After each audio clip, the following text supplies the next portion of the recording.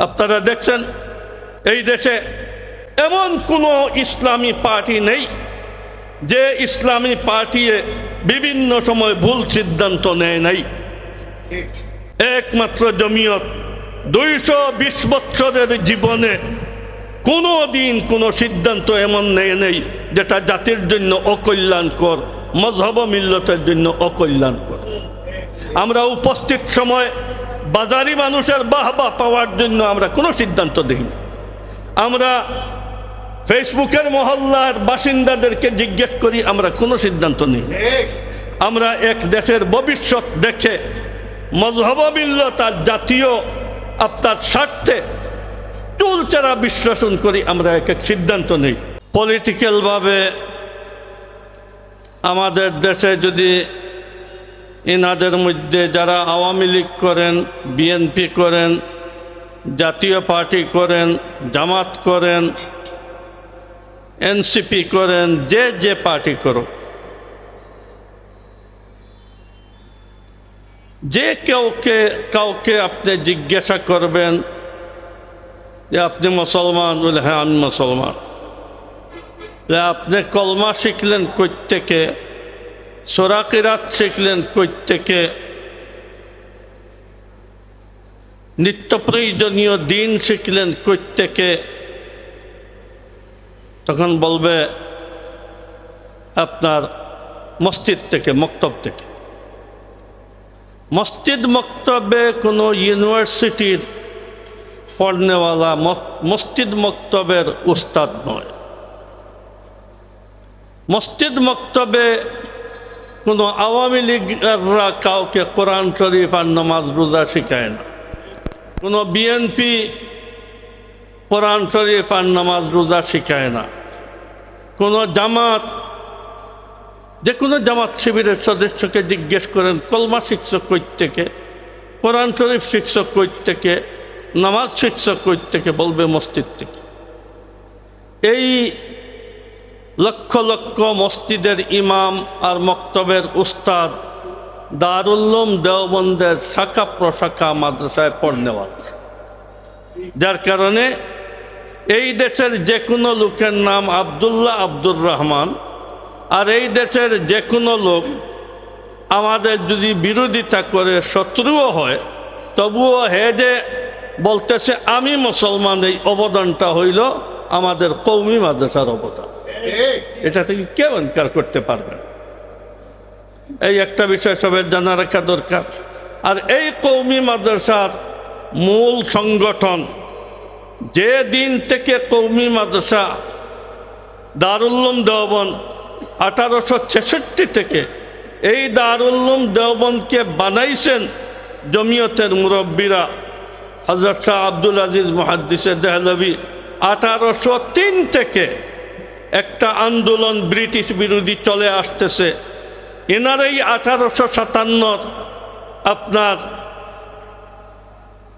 সারা সর্বভারতীয় আন্দোলন, এই আন্দোলনের পরে ব্রিটিশে এই দেশে 50-60 হাজার উলামায়ে কেরাম আর বিভিন্ন গোষ্ঠীর মাতবররা যারা উলামাদের সাথে ছিল, ইনাদেরকে শহীদ করছে।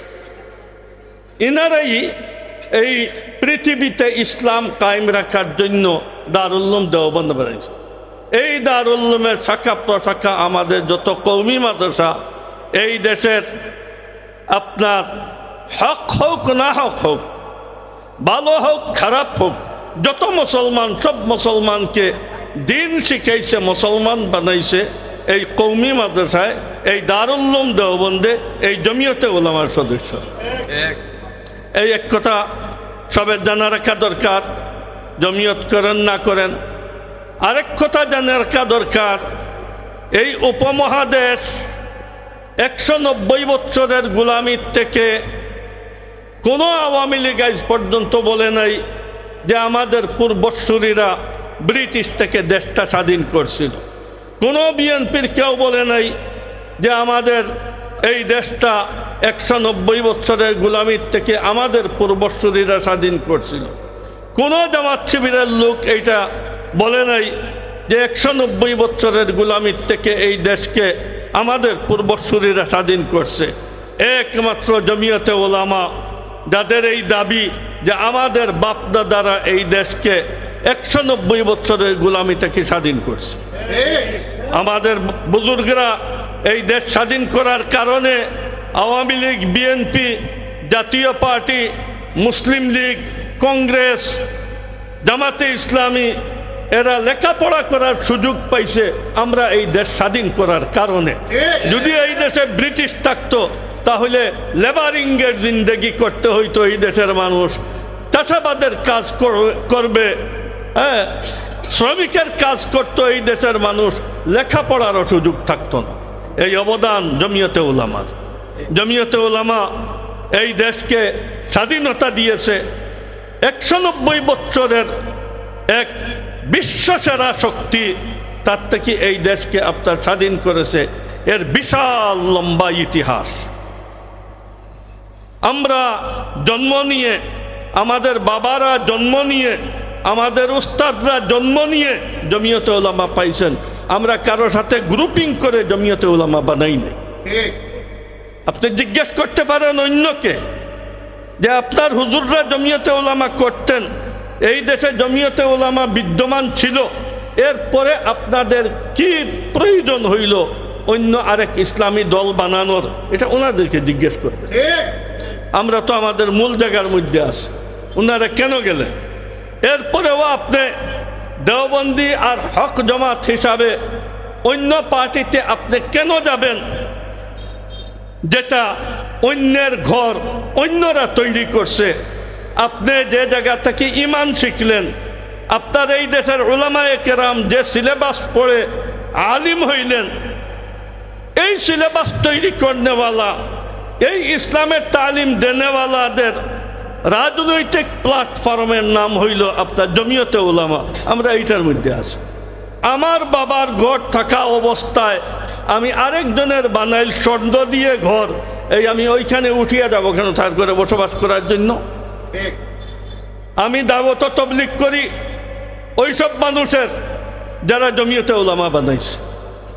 আমি পীর মুরিদির, আপনারা অনেক বুজুর্গদের কাছে গিয়ে এই মুফতি জাকির সাহেবের কাছে আপনারা বয়ত হন, সোনাকান্দায় পীর সাহেবের কাছে আপনারা বয়ত হন, হাফিজি হুজুরের কাছে বয়ত হইতেন আমাদের বুজুর্গা। যে যার কাছে বয়ত হবে, কিবা চিশতিয়ায় তরিকা হবে, আর নতুবা আপনার নকশবন্দিয়া, সোহরাওয়ার্দিয়া, কাদিরিয়া হবে। এটা জমিয়তে উলামা যারা বানাইছেন তাদের আপনার এই সিলসিলা। তা আপনি তবলিগের লাইনে, পিরালি লাইনে, শিক্ষার লাইনে যে রাস্তার অনুসরণ করেন, পলিটিক্যাল আর রাজনৈতিক লাইনে অন্য রাস্তা অবলম্বন করলেন কেন? এই যুক্তি আপনি দিবেন। আপনি বাকি সারা জীবনের চলার যে রাস্তা, এই রাস্তায় আপনি রাজনীতি করেন না কেন? যার কারণে আমরা মূল পার্টি, এরপরেও কেউ এটা বলতে পারে যে জমিয়ত দুর্বল হয়ে পড়ছে, ফলানা দল, হক্কানি দল অনেক অগ্রসর হয়ে গেছে। এটা এই সময় বলবেন যে সময় কারোর কাছ থেকে পাম্পট্টি পাইয়া এটা শিখছেন। এটা আপনার বাংলাদেশের জরিপি রিপোর্ট নয়। যত হক্কানি দেওবন্দি উলামায়ে কেরামের যত দল, সারা দল মিলিয়া যত আলিম, এটা আমাদের পার্টির যত আলিম তার 1/3 বা 1/4। সারা দেশের উলামায়ে কেরাম আমাদের সাথে, যারা রাজনীতি করেন না, ইনারাও আপনার জমিয়তের উপরে আস্থাশীল। আপনারা দেখছেন এই দেশে এমন কোনো ইসলামী পার্টি নেই যে ইসলামী পার্টি বিভিন্ন সময় ভুল সিদ্ধান্ত নেয় নাই। একমাত্র জমিয়ত 220 বছরের জীবনে কোনো দিন কোনো সিদ্ধান্ত এমন নেয় নেই যেটা জাতির জন্য অকল্যাণকর, মযহব মিল্লতের জন্য অকল্যাণকর। আমরা উপস্থিত সময় বাজারি মানুষের বাহবা পাওয়ার জন্য আমরা কোনো সিদ্ধান্ত দেইনি। আমরা ফেসবুকের মহল্লার বাসিন্দাদেরকে জিজ্ঞেস করি, আমরা কোনো সিদ্ধান্ত নেই।